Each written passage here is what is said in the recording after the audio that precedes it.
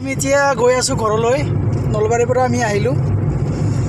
আমাৰ এখেত আজি গাড়ীৰ অনাৰ বুলি ক'লে এখেতে হয়, ইন্দ্ৰজিৎ ব্ৰহ্ম, মোৰ ফ্ৰেণ্ড।